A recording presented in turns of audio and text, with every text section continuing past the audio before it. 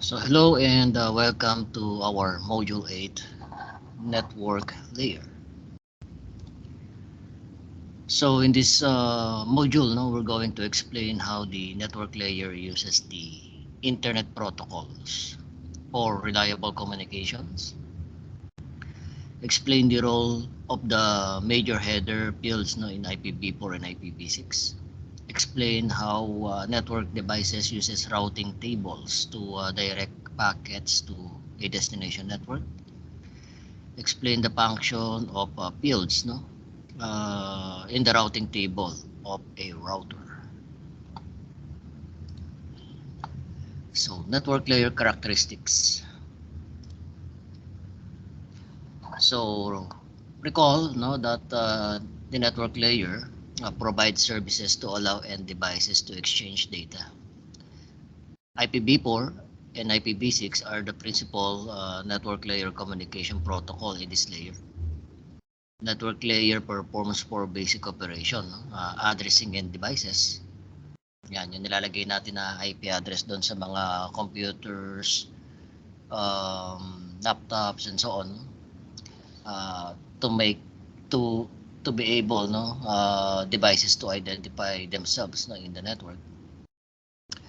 Provide encapsulation, meaning yung segment natin, yung segment natin galing sa transport layer will be encapsulated into packet at the network layer. Routing, okay, or forwarding of packets from source to destination using the IP address, and then the encapsulation, okay, or reading the content of the IP packet. IP encapsulate the transport layer segment. Kung matatandaan natin doon sa ating data encapsulation sa de-encapsulation process. IP can use either IPv4 or IP version 6 and not impact the layer 4 segment. IP packet will be examined by all layer 3 devices as it traverses the network. The IP addressing does not change from source to destination. Take note lang na kung tayo ay gumagamit ng NAT, NAT will change addressing but will be discussed in a later module. So assuming na walang NAT dito sa routing na ito, kagaya ng pag-configure natin ng dalawang switch at isang router, walang walang NAT doon. Kaya original yung source IP natin at original yung destination IP. So Internet protocol is meant to have low overhead. Pagka sinabing low overhead, konti lang yung control niya doon sa mga header niya, and may be described as connectionless. Best effort, media independent. So i-discuss natin yan isa-isa dito sa mga susunod na slide. Ano nga ba ang ibig sabihin ng connectionless? So Internet protocol daw is connectionless. Yan. It means daw that IP does not establish a connection with the destination before sending the packet. Ibig sabihin niya, malaman mo lang yung IP address, nag-send ka na kaagad ng ping. There is no control information needed for synchronization, acknowledgement, etc. The destination will receive the packet when it arrives, but no pre-notification are sent by the IP. If there is a need for connection-oriented traffic, then another protocol will handle this, typically the TCP at the transport layer. So itong transport layer ay dinidiscuss yan na I think module 14 or 15 dito sa ating course. So best effort daw itong IP. IP will not guarantee delivery of the packet. IP has reduced overhead. Konti lang yung control information. since there is no mechanism to resend the data that is not received. IP does not expect acknowledgement. IP does not know if the other device is operational or if it received the packet, no? In this case, take the yung ping packet natin, for example.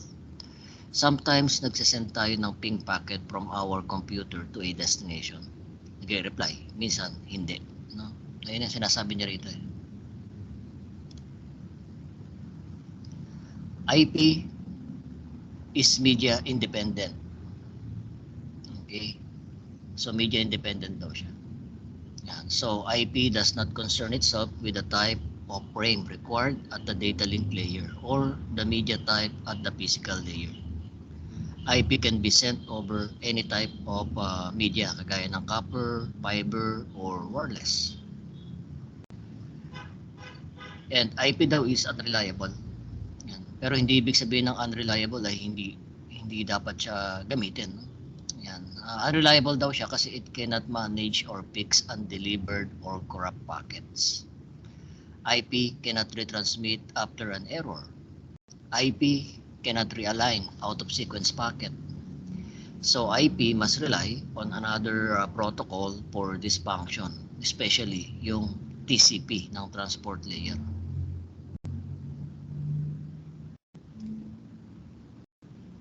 The network layer will establish the maximum transmission unit. Okay, maximum transmission unit which is defined by the data link layer. Check nga natin dito sa ating network emulator.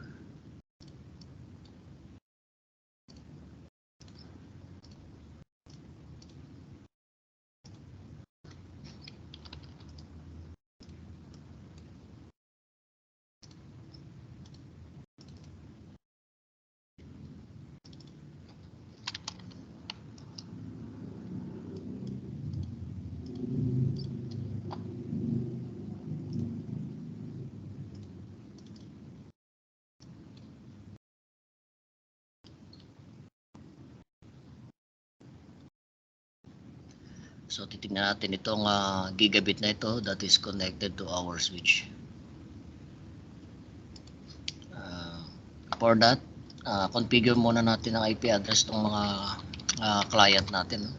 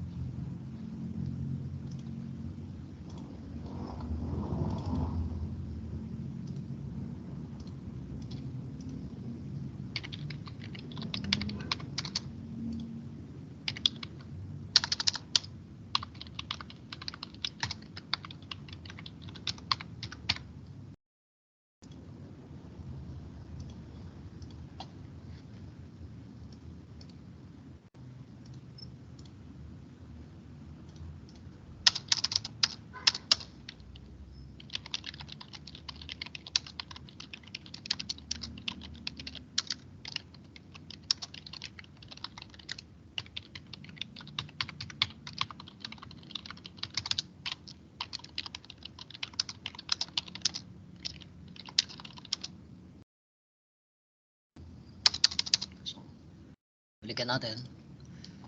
So network layer received so the network layer will establish the maximum transmission unit. The network layer received this from the control information sent by the data link layer. So the network then established the maximum transmission unit size. So makikita natin yan dito sa interface ng router or sa interface ng switch. Yung switch na ginamit ko dito is non-Cisco or unmanaged switch. So hindi natin mapapasok yung kanyang internal device na. So dito show int G00 and then take note of this. Yan. Maximum transmission unit 1,500 bytes. So remember sa data link layer, di ba? Minimum of 64 bytes and maximum of 1518. In this case, ang ginamit nila dito is standard size na 1,500 bytes. Okay, sa under ng network layer, yan, galing daw yon sa data link layer. May tinatawag tayong fragmentation. Fragmentation is when the layer 3 or network layer split the IP packet into a smaller unit. Okay? Bakit nangyayari or paano nangyayari yan? Consider this illustration. Okay, wherein we have our router using copper serial cable. Usually ang bandwidth nito nasa pwedeng hanggang 10 Mbps. Assume lang natin na naka 64 kbps ito or 56 kbps. Yan. Tapos ito naka gigabit, then naka 300 Mbps, dito 100 Mbps. Okay. Again, ito mababa. So yung volume ng packet natin na dumadaan dito sa copper natin 100 megabit per seconds. Okay. So 56 kbps lang ito. Yan. So masyadong maliit itong bandwidth dito. So therefore kailangang hatiin yung packet na yan into smaller chunk pa para maipadala dito sa mababang bandwidth na link. Kaya lang fragmenting causes latency. Syempre kasi nga galing dito naiipon tapos dito kailangan putol-putulin siya at dahan-dahang iparating hanggang sa makaabot sa destination. Yung IPv6 daw, yung IPv6 does not fragment packets. Ayan. So again, yung fragmentation daw ay nangyayari kapag kunyari yung router natin goes from the Ethernet, which is 10 Mbps, or fast Ethernet 100 Mbps, to a slow wide area network with a smaller maximum transmission unit. Okay. So halimbawa dito 56 kbps lang kasi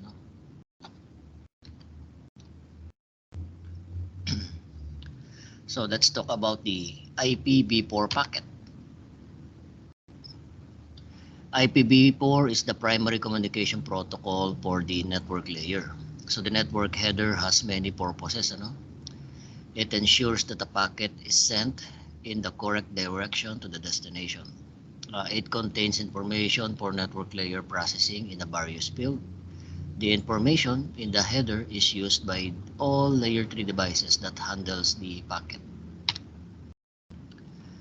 So ito yung example ng header ng IPv4 packet. So IPv4 network header characteristics daw is in binary, contains several fields of information. Itong diagram daw is read from left to right. Ito yung version. Ganyan yung version, differentiated services. Okay. Tapos source and destination IP. Yan. So the two most important fields are the source and destination field ng IP. Protocol may have one or more functions. Yan. Pag sinabing protocol, pwede kasi siyang ping, pwedeng ping or kung ano pang mga protocol yan. So try natin. Tingnan natin to sa Wireshark.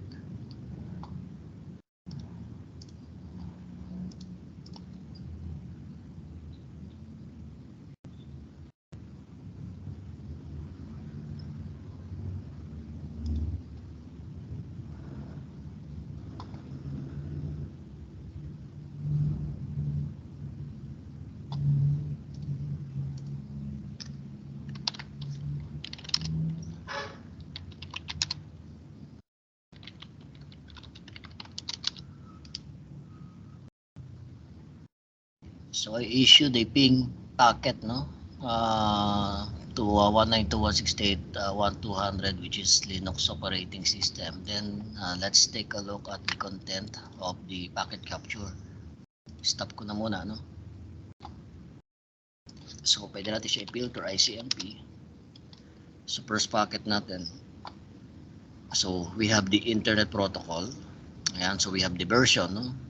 As you can see, no, sa binary yung yung information niya 0 1 2 4. So ibig sabihin 4 ito, no, in decimal version 4. Okay.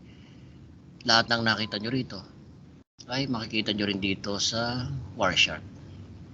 Ayan ang protocol field, no, nakalagay ICMP. It is possible na ibang protocol dito kung ibang communication naman yung ginamit nila, no, between our Windows and our Linux operating system.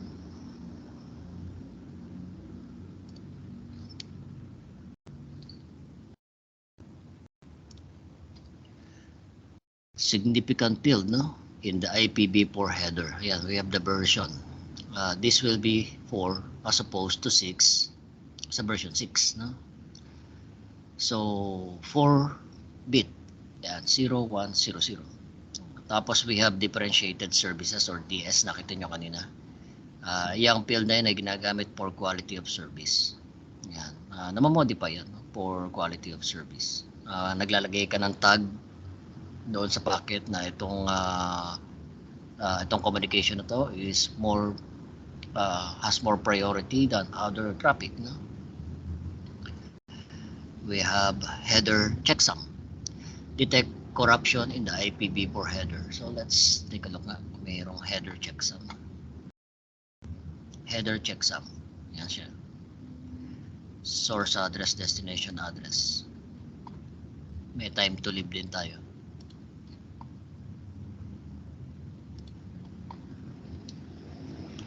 So header checksum, time to live, layer 3 hop count. When it becomes 0, the router will discard the packet. So protocol, no? Sa protocol, identifies next level protocol, no? Kagaya ng ginawa ko kanina, nag-issue ako ng ping, so ICMP lang nakalagay doon. Siguro kung nag-transfer ako ng files, hindi possibly TCP makita nyo doon, no? Okay. Kung kunyari nagla-live stream video communication, pwedeng UDP. We have the source IP address and destination IP address. Both are 32-bit in length. Ano?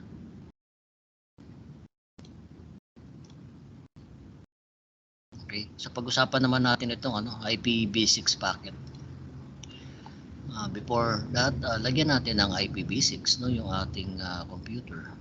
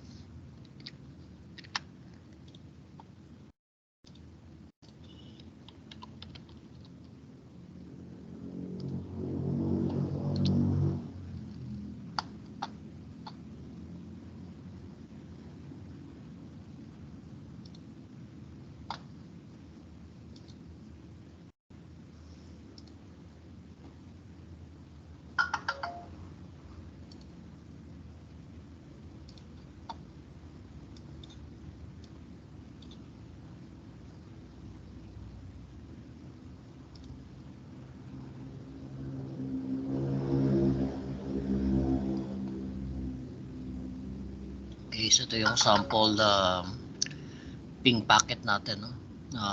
From 2000 dB8 base is 100 so 200.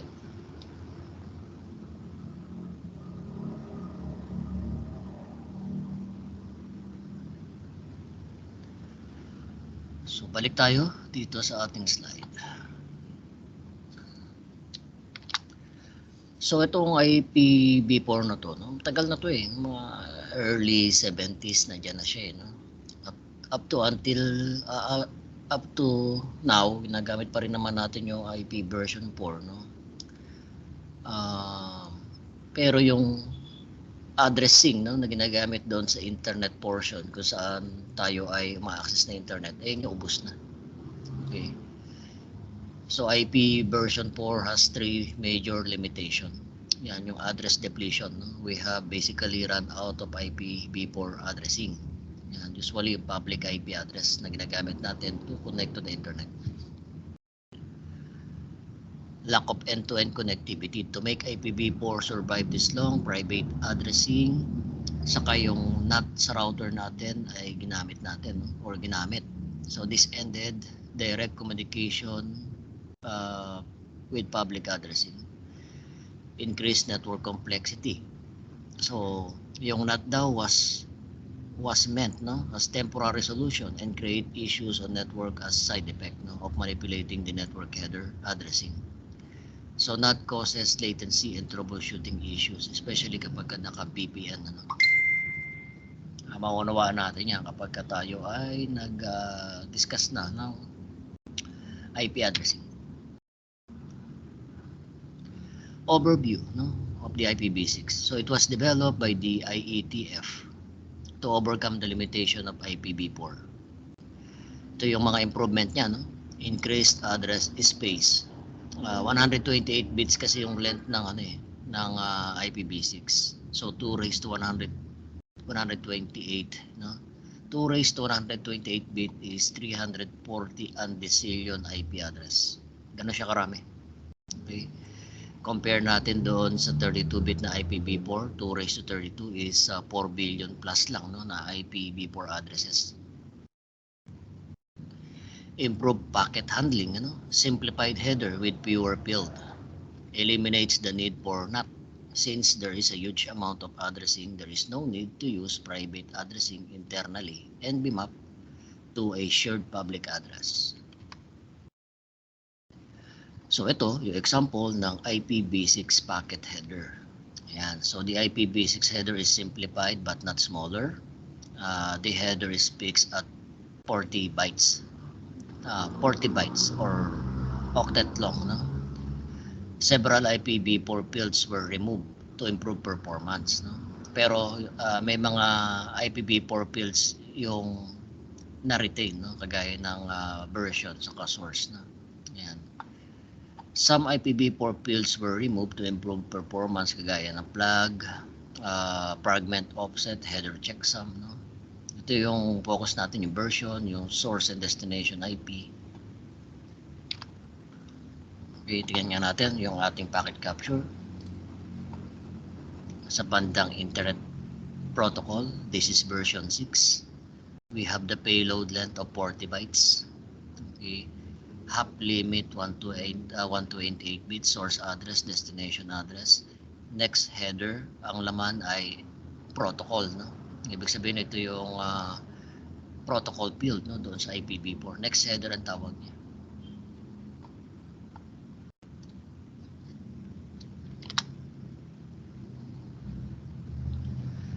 Version, this will be for B6, no, as opposed to B4.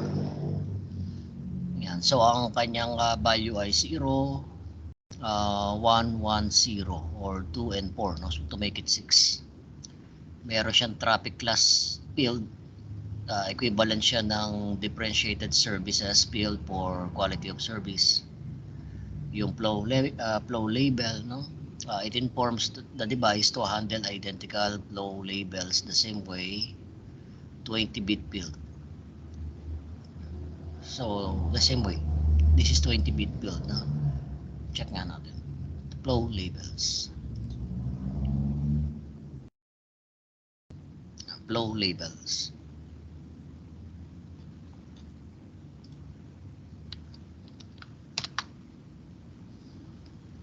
Payload length, this is 16-bit. Field indicates the length of the data portion or payload of the IPv6 packet. Next header identifies next level protocol as CMP, TCP, or UDP. We have hop limit. It replaces the TTL field layer 3 hop count.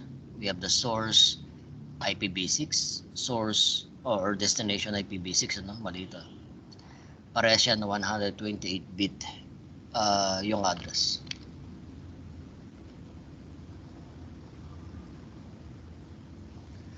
IPv6 packet may also contains extension header. Okay. Ito daw yung characteristics nun, no? Provide optional network layer information. Optional daw ito. Placed between IPv6 header and the payload. IPv6 and the payload. IPv6. Wait. IPv6 header and the payload.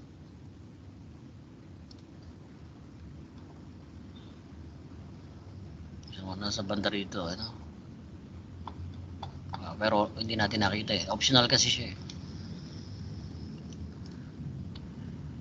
So may be used for fragmentation, security, mobility support, etc.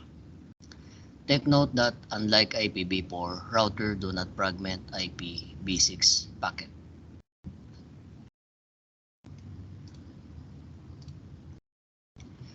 So how a host routes, no? Yan, host forwarding decision. Packets are always created at the source, no? Each host devices creates their own routing table. A host can send a packet, no, to the following. Pwedeng yung PC mo, iping mo yung 127.0.0.1, sarili mo yon, mag-reply yung sarili mo. Kung IPv4 and IPv6 ito. Try natin, no?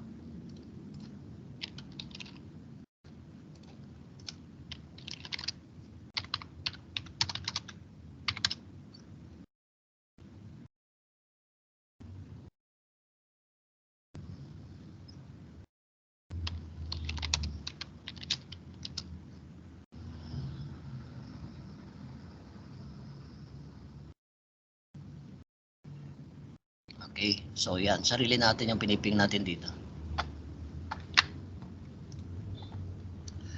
Pwede naman local host, no? Ibig sabihin yung, kaya kagaya niya, kunyari from Windows to Linux. Or pwedeng remote host, no? Devices are not on the same LAN. So pwedeng kunyari internet, no?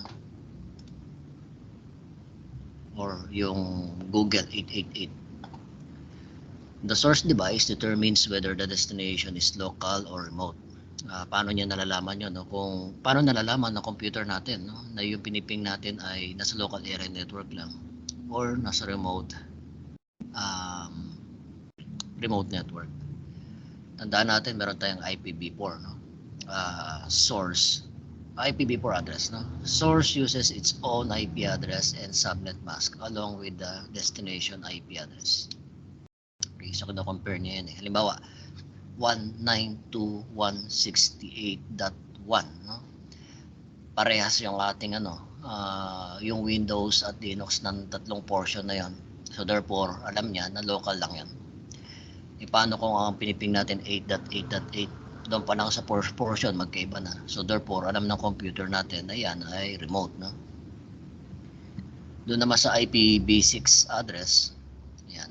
Sources use the network address and prefix, which is yung /64, no? Advertised by the local router. Local traffic is dumped out the host interface to be handled by an intermediary devices. Yung remote traffic naman is forwarded directly to the default gateway o yung router natin sa local area network. Tapos bahala na yung default gateway natin.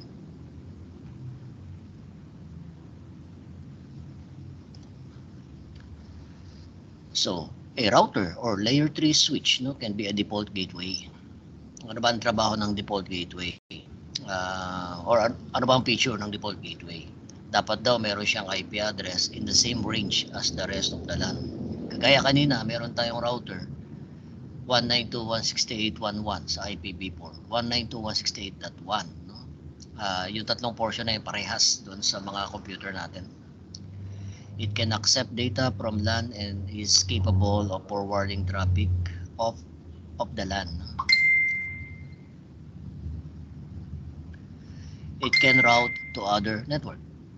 If a device has no default gateway or bad default gateway, its traffic will not be able to leave the local area network. So therefore, always check kung tama yung mga IP information, tama ba yung IP address na nilagay nyo, subnet mask, default gateway. No? Ganoon din sa interface ng router, baka mamaya mali yung addressing ninyo. No? The host will know the default gateway, no? Either statically or through a DHCP server. Kagaya ng ginawa ko dito sa ating emulator, no? Naglagay ako manual IP address. Kung may DHCP ako, di malalaman nila yon dynamically. IPv6 naman, no? IPv6 sends default gateway to router solicitation or can be configured manually. Manual din ang ginamit ko. Okay. Actually, may di-discuss natin yan sa Cisco 2, no? Yung configuration nito. A default gateway daw is a static route which will be the last resort, no? Last resort route in the routing table. All devices on the local area network will need the default gateway of the route if they intend to send traffic remotely. On Windows, may command daw na route print sa netstat to display PC routing table.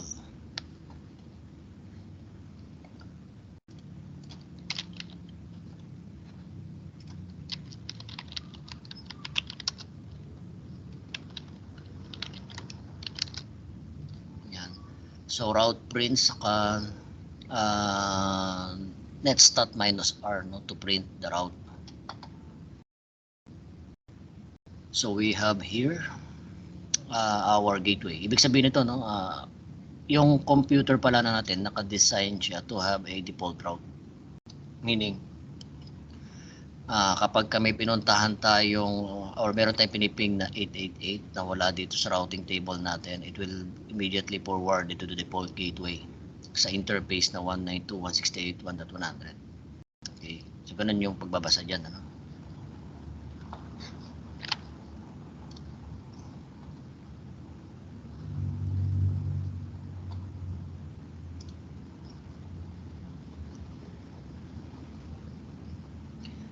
Introduction to routing.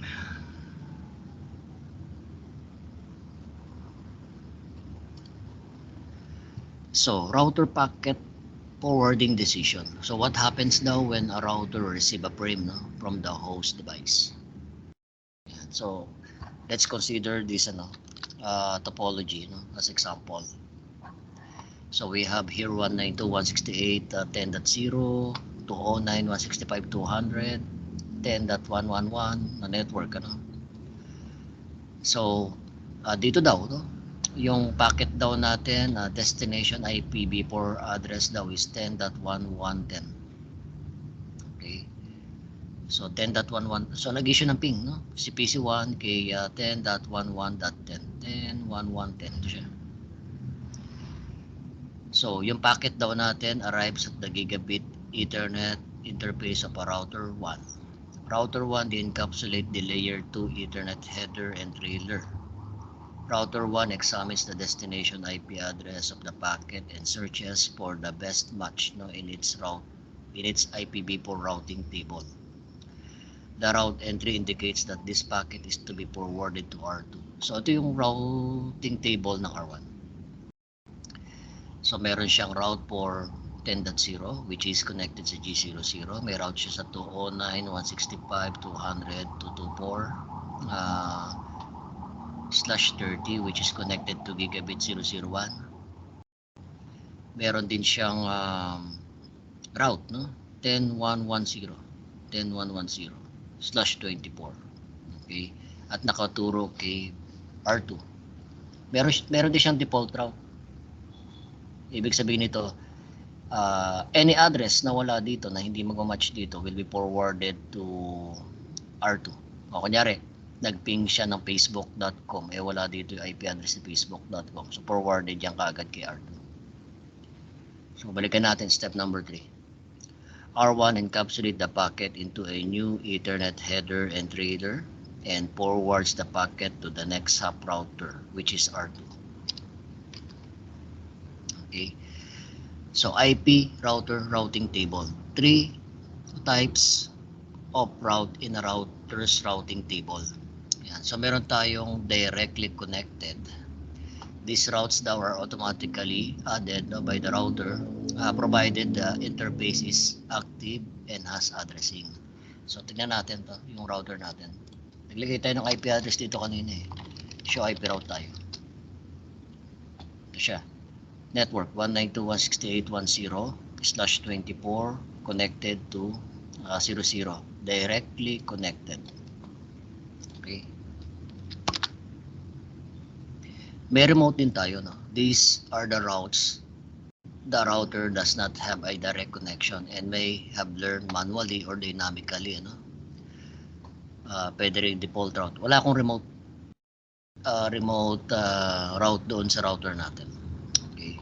So therefore, kung mag-issue tayo ng ping na 888 galing sa Windows 10 natin, i-discard lang ng router natin. I-drop lang niya yung packet. Okay. May default route na tinatawag, no? Ito yung quad 0 or 000 eh.